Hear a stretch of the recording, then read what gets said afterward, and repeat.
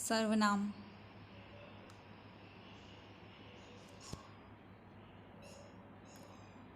सर्वनाम किसे कहते हैं? सर्वनाम का अर्थ है सबका नाम, अर्थात जो सबके नामों के स्थान पर प्रयुक्त होते हैं या हो सकते हैं उन्हें सर्वनाम कहते हैं।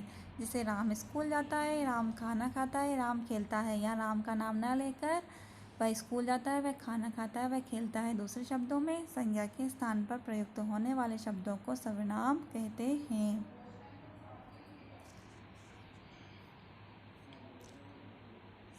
सर्वनाम के कितने भेद होते हैं? सर्वनाम के 6 भेद होते हैं। पुरुषवाचक सर्वनाम, निश्चयवाचक सर्वनाम, अनिश्चयवाचक सर्वनाम, प्रश्नवाचक सर्वनाम, संबंधवाचक सर्वनाम, निजवाचक सर्वनाम।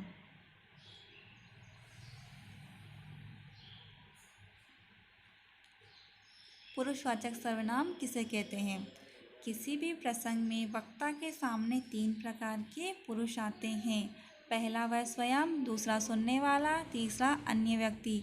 इन्हें उत्तम पुरुष, मध्यम पुरुष और अन्य पुरुष सर्वनाम कहते हैं।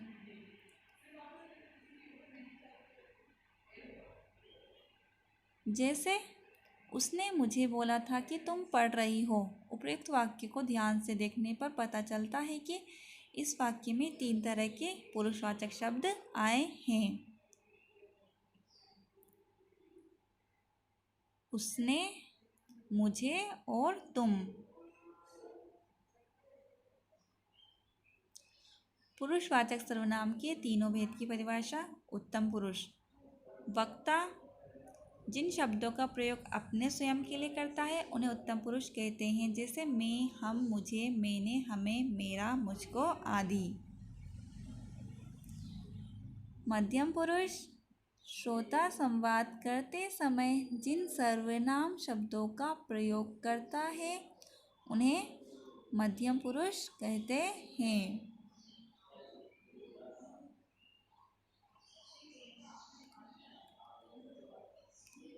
जैसे तू, तुम, तुमको, मुझे, आप, आपको, आपके आदि। अन्य पुरुष, जिस सर्वनाम शब्दों के प्रयोग से वक्ता और श्रोता का संबंध न होकर किसी अन्य का संबोधन प्रतीत हो वह शब्द अन्य पुरुष कहलाता है।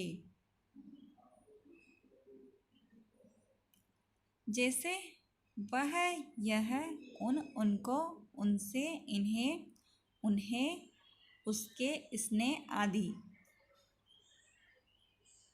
निश्चयवाचक सर्वनाम किसी निश्चित व्यक्ति, वस्तु, घटना के लिए प्रयुक्त होने वाले सर्वनाम निश्चयवाचक सर्वनाम कहलाते हैं। जैसे सामने जो बड़ा सा मकान दिखाई दे रहा है वह मेरा है। यह पुस्तक अच्छी है। यह निश्चित है कि यह मकान भी मेरा है और पुस्तक भी अच्छी है। अनिश्चयवाचक सर्वनाम किसी अनिश्चित व्यक्ति, वस्तु या घटना के लिए प्रयुक्त होने वाले सर्वनाम अनिश्चयवाचक सर्वनाम कहलाते हैं। जैसे शायद दरवाजे पर कोई है, घी में कुछ मिला है। पता नहीं घी में क्या मिला है, शायद दरवाजे पर कौन है, पर अनिश्चित है यह बात। प्रश्नवाचक सर्वनाम जिन सर्वनामों से किसी व्यक्ति, वस्तु आदि के बारे में प्रश्न बोध हो उन्हें प्रश्नवाचक सर्वनाम कहते हैं। जैसे तुम यहाँ क्यों आए हो, तुम विद्यालय कब जाओगे, तुम खाना कब खाओगे। प्रश्न करते हैं आप यहाँ कब आओगे, आप घूमने कब जाओगे। इस तरह से प्रश्नवाचक सर्वनाम।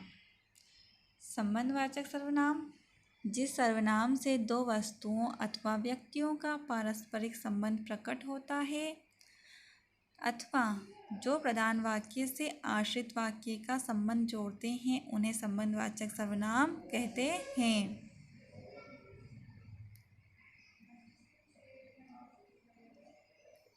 जैसे जो करेगा सो भरेगा, जैसी करनी वैसी भरनी। आप जैसा काम करोगे वैसा ही आपको भरना पड़ेगा, जैसा आप करोगे वैसा भरोगे। इस तरह एक दूसरे का संबंध है यहाँ पर।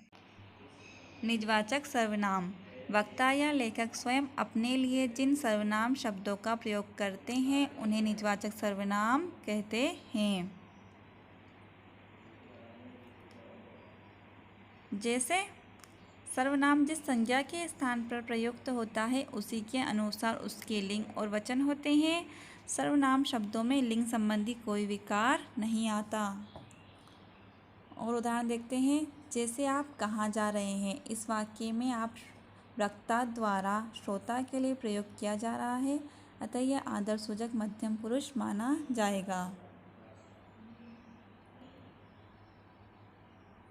अब इस उदाहरण को देखें। मैं ये काम अपने आप कर लूँगा। इस वाक्य में वक्ता आप शब्द को स्वयं के लिए कर रहा है, अतः यह निजवाचक सर्वनाम की श्रेणी में आएगा। प्लीज़ इस वीडियो को लाइक व शेयर करें और सब्सक्राइब ज़रूर करें।